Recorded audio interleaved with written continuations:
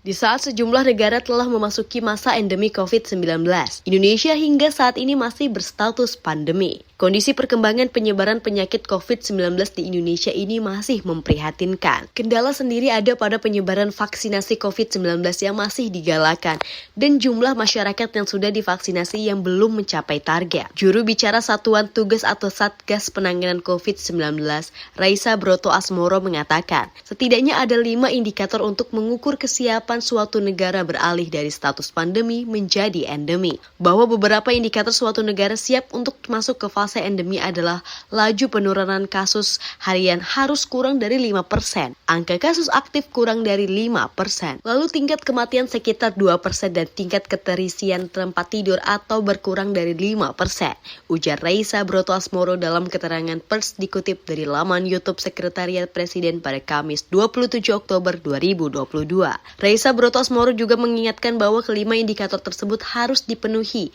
jika Indonesia ingin keluar dari status pandemi COVID-19, di mana pengamatan atas sejumlah indikator itu dilakukan dalam waktu 6 bulan. Maka apabila memang kita ingin segera berhasil keluar dari pandemi, tentu indikator-indikator tersebut harus kita penuhi, katanya. Menurut Raisa Broto Asmoro, sayangnya sampai saat ini Indonesia justru terjadi peningkatan kembali kasus COVID-19.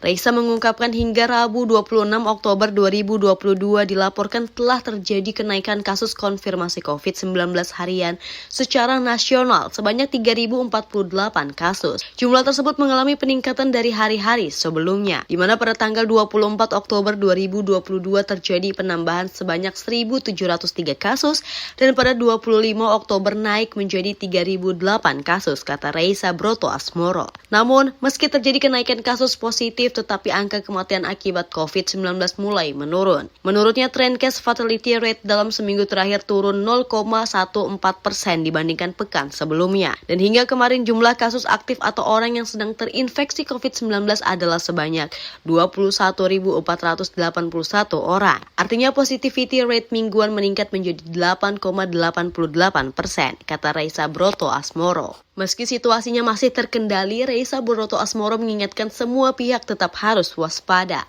Mari kita saling bekerja sama kembali. Tentu setelah menjalani lebih dari 2,5 tahun pandemi, kita mampu menilai sendiri risiko yang dihadapi dalam kehidupan sehari-hari, termasuk kesedisiplinan kita untuk menjaga diri agar tidak terinfeksi, tegas Raisa Broto Asmoro.